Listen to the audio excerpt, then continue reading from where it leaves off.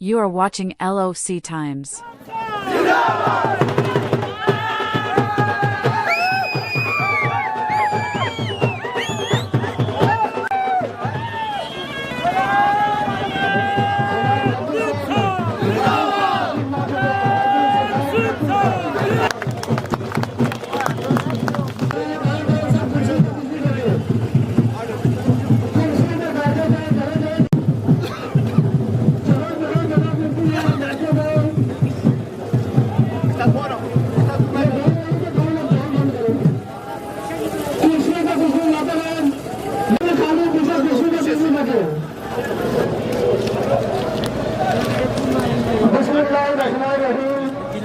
میں کروں گا آپ سے، ہماری سرکار آئی، ہمارا جو بھی چیف منسٹر بنے گا، لیکن آپ ہمیشہ دیکھیں گے کہ ندیم خان ہی آپ کا چیف منسٹر ہوگا۔ یہ میری طرف سے آپ کو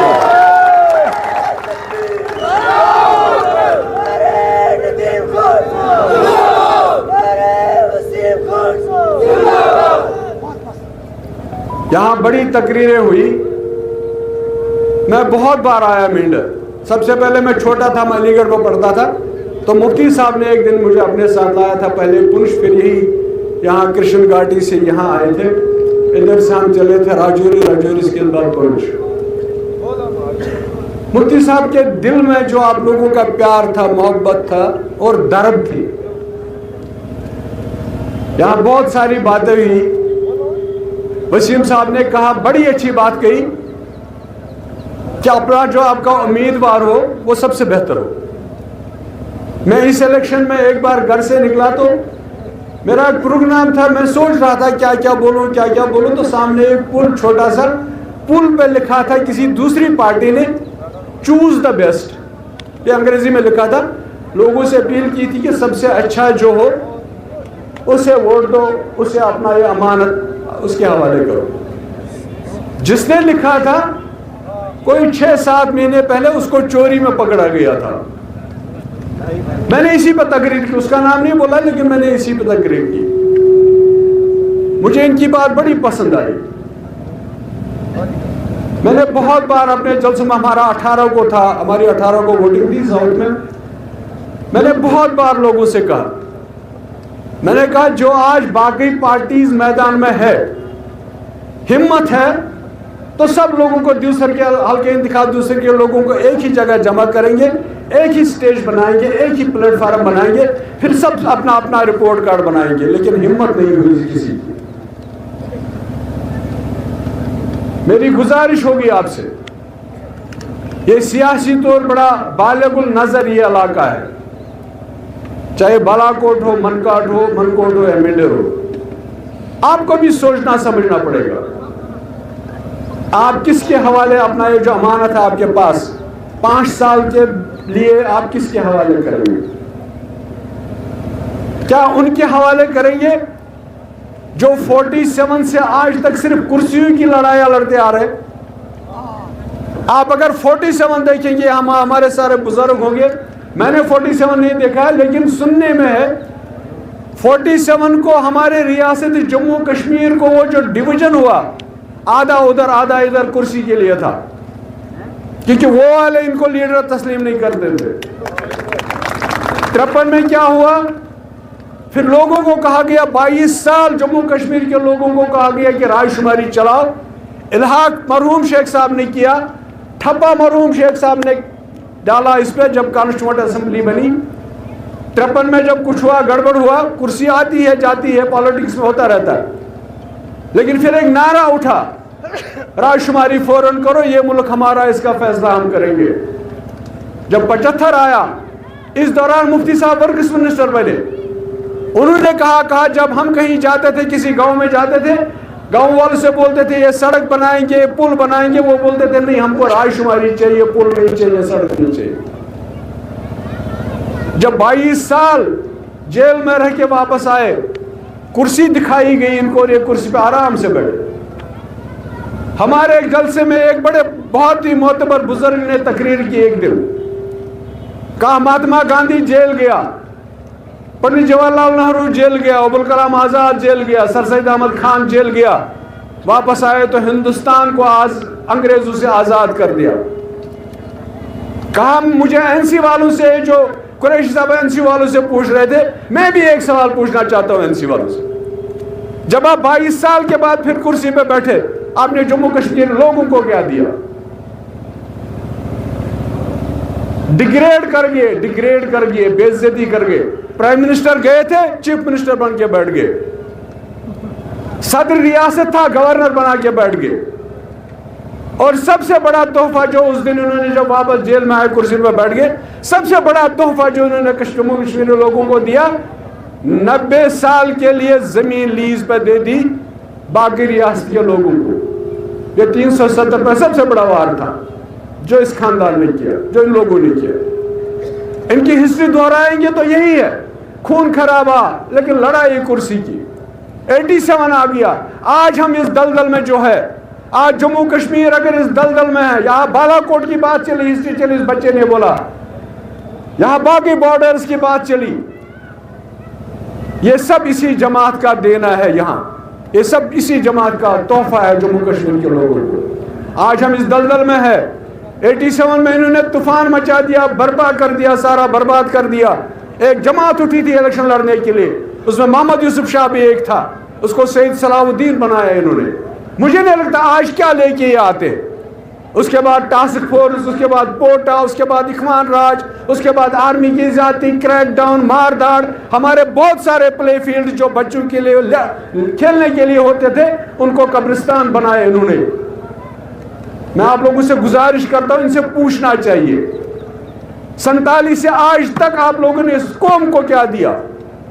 بربادی کے بغیر, قبرستان کے بغیر. ہمارے چھوٹے چھوٹے بچے یتیم ہو گئے, ہماری چھوٹی چھوٹی لڑکیاں بیوہ ہو گئی, ہمارے بزرگ بے سہارا ہو گئے جن کا ایک بچہ تھا, اس نے بندوق اٹھائی اور یا کریک ڈاؤن میں گیا یا بارڈر پہ گیا. یہ کس کی دین ہے؟ ان کو سوچنا چاہیے. مینڈر کے عوام کو سوچنا چاہیے, بالا کوٹ کے عوام کو سوچنا چاہیے, من کوٹ کے عوام کو سوچنا چاہیے. اس لیے میں گزارش کروں گا کہ سوچ سمجھ کے, سارا ان کا پاسٹ یاد کر کے. وسیم صاحب نے کہا چوز دا بیسٹ. مجھے بتائیے, میں بھی قریشی صاحب سے پوچھ رہا تھا یہاں بی جے پی کا کینڈیڈیٹ کون ہے. اس نے جب نام بولا تو مجھے بڑا افسوس ہو گیا. یہ وہی بی جے پی ہے جو ہندوستان کو, ملک کو مکت مسلمان بنانا چاہتے ہیں. تو ہمارے لوگ وہاں مسجدیں توڑی جاتی ہے, یہاں اس نام پہ ہمارے لوگ ووٹ مانگتے ہیں لوگوں سے.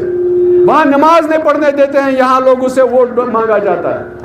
وہاں بیف ہے یا مٹن ہے, اس نام پہ لوگوں کو تڑپاتے, اس علاقے میں لوگوں کو لیچ کرتے ہیں. یا ہم میں سے کچھ لوگ اسی نام سے ووٹ مانگتے ہیں ان سے. میں گزارش کروں گا آپ سب لوگوں سے, مفتی صاحب نے جب پی ڈی پی بنائی تو جب ہم کمپین کرنے چلے, میں نے 2002 بھی الیکشن لڑا ہے, جب ہم کمپین کرنے چلے جاتے تھے ان کے ساتھ, وہ صرف ایک بات بولتے تھے, یہ ان کے دل میں درد تھا. وہ بولتے تھے مجھ پہ ایک بار اپنا اعتماد دو, مفتی سید پہ ایک بار اپنا اعتماد دو, میں اس قوم کی تقدیر بدل دوں گا, میں اس قوم کے اس دلدل سے باہر نکال دوں گا. 2014 میں جب الیکشن ہوئے, اس وقت بھی وہی خواب تھا. وہ چاہتے تھے جموں کشمیر کو ایک پیسفل ہب بنائیں گے. مفتی صاحب نے 2004 میں 2005 میں اٹل بہاری واجپئی ہندوستان کے پرائم منسٹر تھے, سری نگر لے آئے, سری نگر میں تقریر کی انہوں نے. جب مفتی صاحب نے بولا تو مفتی صاحب نے کہا اٹل بہاری واجپئی جی, یہ جو لوگ آپ کے سامنے بیٹھے ہیں, نہ یہ نوکری مانگتے ہیں نہ یہ پیسہ مانگتے ہیں, یہ ایک باعزت پرامن زندگی گزارنا چاہتے ہیں. آج دیکھیے کہاں ہیں ہم. میرے والد صاحب نے مجھے سکھایا ہے کہ اپنے سر سے زیادہ اپنی عزت کو پیاری رکھو. آج ہماری عزت کہاں ہے؟ آج ہم کس دلدل میں ہیں؟ آج ہم کس بدامنی کی صورت میں ہیں؟ ہمارے پرائم منسٹر نے ایک دن بولا تھا میں جموں کشمیر کے ساتھ یہ دل کی دوری کم کر دوں گا, دلی کی دوری کم کر دوں گا. لیکن جو ان کے کرتوت ہے, جو ان کی پالیسی ہے, آج ہم دور ہی جا رہے ہیں, دلی سے بھی دور جا رہے ہیں, دل سے بھی دور جا رہے ہیں. 1 کروڑ نوکریاں, 15 لاکھ کھاتے میں, اور یہاں احسان کی بات چلی. ہمارے دین میں, میرے دین میں, آپ لوگوں کے دین میں احسان جتانا بڑا گناہ ہے. منان جنت میں نہیں جائے گا، جو کسی پہ احسان کر کے جتلائے گا وہ جنت میں نہیں جائے گا. لیکن اگر یہی چلا ہے تو یاد کریے جب مفتی صاحب 2002 میں پہلی بار چیف منسٹر بنے، یہاں کیا حالات تھے، چاہے بالا کوٹ ہو، چاہے منکوٹ ہو، چاہے ادھر سے ہو، جو بھی ہے، وہ حالات کس نے تیار کیے تھے؟ یہاں ان حالات کو، اس دلدل میں کس نے ڈالا تھا اس جموں کشمیر کی قوم کو؟ یہی این سی کی سرکار، این سی کی حکومت، این سی کی جماعت. اور مفتی صاحب نے کوشش کی کہ یہ جو ہمارا بزرگ ہے، ہماری ماں بہن، ہمارا نوجوان بچہ ہے، یہ ایک باعزت پرامن زندگی گزارے. امن تو آج بھی ہے، لیکن بندوق کی نالی پہ امن ہے، دام ہے، سفوکیشن ہے، کوئی بات نہیں کر سکتا، عام آدمی بات نہیں کر سکتا، جرنلسٹ اپنی بات نہیں بول سکتے، کوئی بھی بات نہیں کر سکتا. آپ کو اس ڈیولپمنٹ تو ہو جائے گی، ڈیولپمنٹ ہو جائے گی. رفیق حسین خان صاحب نے اتنی ڈیولپمنٹ کی ہے، ایک جذبہ ہونا چاہیے کام کرنے کا، ڈیولپمنٹ خود بخود ہو جاتی ہے. کالج بھی بن گئے، سڑک بھی، یہ جو مغل روڈ یہ بھی بن گیا، غلام شاہ بادشاہ یونیورسٹی بھی بن گئی، ہم نے سکول کھولے بہت سارے، ہم نے سڑکیں بنوائی، پل بنوائے، سب کچھ کیا. لیکن ایک جذبہ ہونا چاہیے کام کرنے کا، یہ جذبہ خود بخود ہو جاتا ہے. لیکن سب سے بڑا کام، سب سے بڑی جس مشکل میں آج ہم ہیں، وہ ہے یہ جو ہم اس دلدل میں پھنسے ہیں، یہ جو ہم اس بد امنی کی صورتحال میں پھنسے ہیں، یہ جو ہم ہمارے ساتھ 5 اگست 2019 کو بے عزتی ہوئی ہمارے لوگوں کے ساتھ، ہمارے ساتھ، اس کو بدلنا ہے. اس جموں کشمیر کو ایک باعزت پرامن زندگی دینا ہے.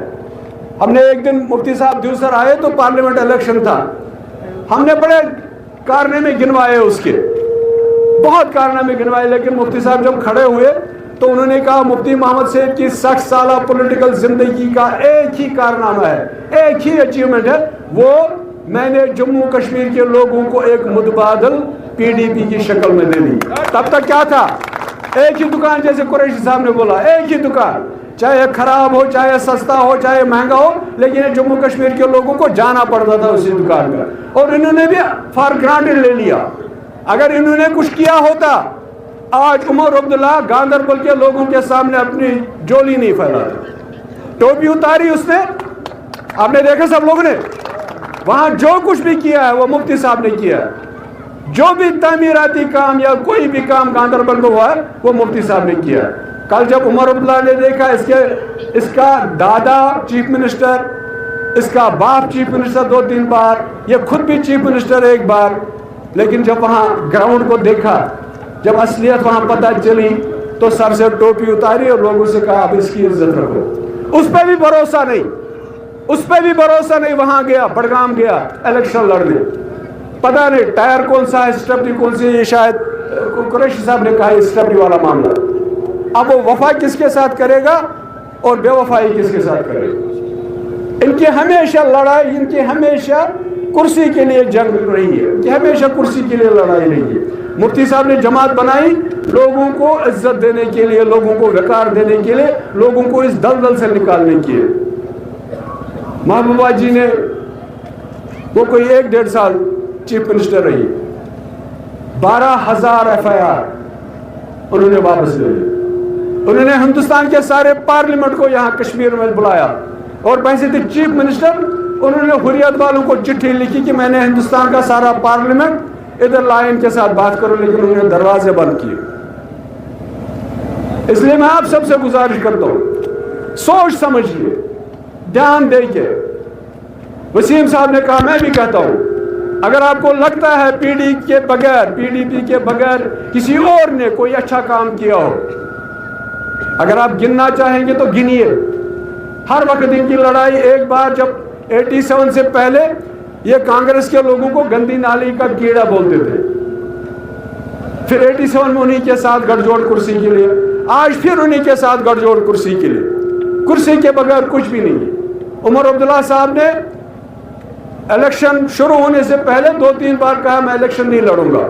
انہوں نے قطعاً کہا کہ میں UT میں الیکشن نہیں لڑوں گا، کیونکہ مجھے LG کے پاس پیان کی ٹرانسفر کے لیے جانا پڑے گا، جو میں نہیں چاہتا.